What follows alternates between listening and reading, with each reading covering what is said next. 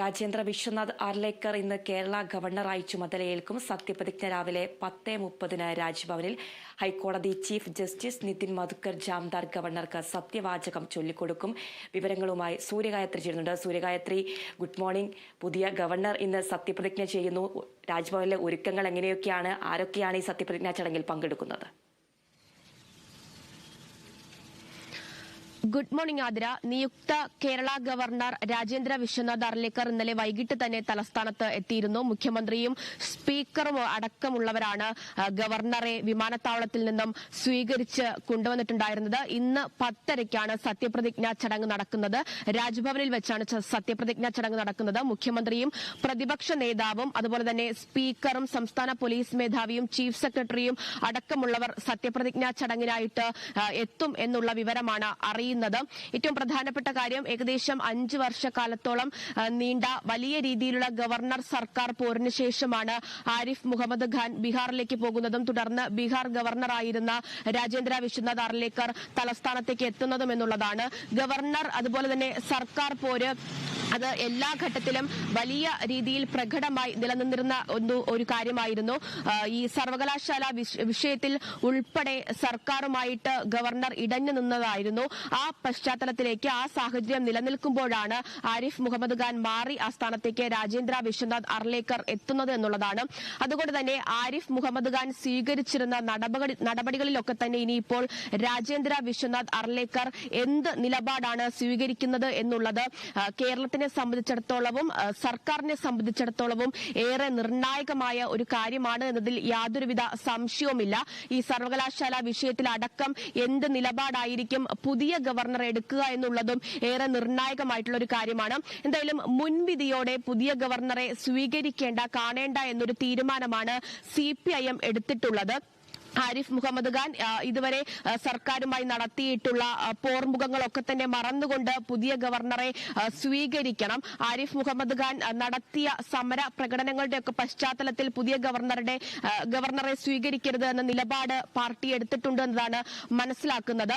ഇന്നലെ ഗവർണറെ കുറിച്ചുള്ള ഒരു പ്രതികരണം മുഖ്യമന്ത്രിയോട് തേടിയപ്പോഴും മുഖ്യമന്ത്രി ചിരിച്ച് ഒരു മറുപടി തരാതെ പോവുകയായിരുന്നു ചെയ്തത്. എന്തായാലും ഇന്നിപ്പോൾ 10:30 സത്യപ്രതിജ്ഞ ചടങ്ങ് നടക്കുന്നത്.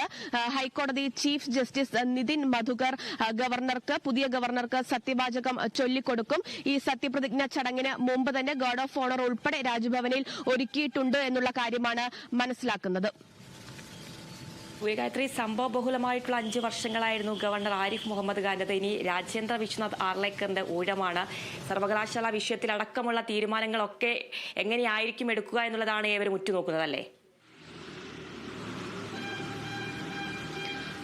തീർച്ചയായിട്ടും ആരിഫ് മുഹമ്മദ് ഖാൻ എടുത്ത നിലപാടുകളും നടപടികളും ഒക്കെ തന്നെ സർക്കാരിനും മുഖ്യമന്ത്രിക്കും അതുപോലെ തന്നെ ഇടത് പാർട്ടിക്കുമൊക്കെ വലിയ രീതിയിൽ പ്രതിരോധം സൃഷ്ടിക്കുന്ന കാര്യങ്ങളൊക്കെ തന്നെയായിരുന്നു.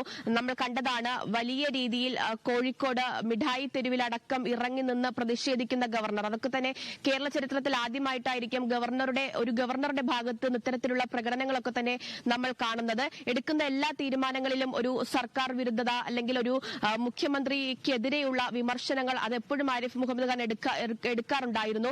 സർക്കാരിനെ കുറിച്ച് പറയുകയാണെങ്കിലും ഗവർണർ എന്ന സ്ഥാനത്തിരുന്നു കൊണ്ടും അതുപോലെ തന്നെ ചാൻസലർ എന്ന സ്ഥാനത്തിരുന്നു കൊണ്ടും ആരിഫ് മുഹമ്മദ് ഖാൻ എടുത്ത നിലപാടുകളൊക്കെ തന്നെ വലിയ അതൃപ്തി സർക്കാരിന്റെ ഭാഗത്തു നിന്നും പ്രകടിപ്പിച്ചു കൊണ്ടിരുന്നു.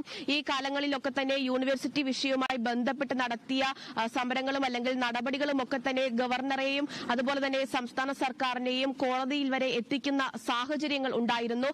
ഈ പശ്ചാത്തലത്തിൽ അല്ലെങ്കിൽ ആ പുതിയ പോർമുഖം സർവകലാശാല വിഷയത്തിൽ തുറന്ന സാഹചര്യത്തിൽ കൂടിയാണ് ആരിഫ് മുഹമ്മദ് ഖാന്റെ ഒരു മാറ്റം ഉണ്ടാകുന്നത്. ആ തൽസ്ഥാനത്തേക്ക് രാജേന്ദ്ര വിശ്വനാഥ് ആർലേക്കർ എത്തുന്നു. ഇനിയിപ്പോൾ ആർലേക്കറിന്റെ ഊഴമാണ്. എന്ത് നടപടികളാണ് ആർലേക്കർ എടുക്കുക എന്നുള്ളത് ഏറെ നിർണായകമാണ്. അത് സർക്കാരിന് അനുകൂലമായിട്ടുള്ള നടപടികളായിരിക്കുമോ അതോ പഴയ ഗവർണറുടെ അതേ പക്ഷം പിടിച്ചുള്ള നടപടികളായിരിക്കുമോ എന്ന കാര്യത്തിൽ ഒരു കൃത്യത വരേണ്ടതായിട്ടുണ്ട്.